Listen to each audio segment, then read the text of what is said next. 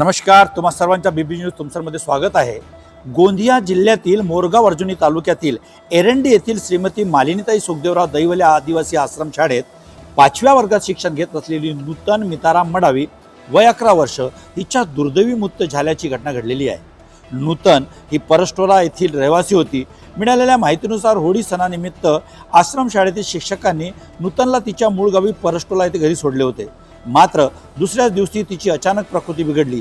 कुटुंबियांनी आपल्या परिस्थितीनुसार तिच्यावर उपचार करण्याचा प्रयत्न केला, परंतु उपचारादरम्यान तिचा मृत्यू झाला।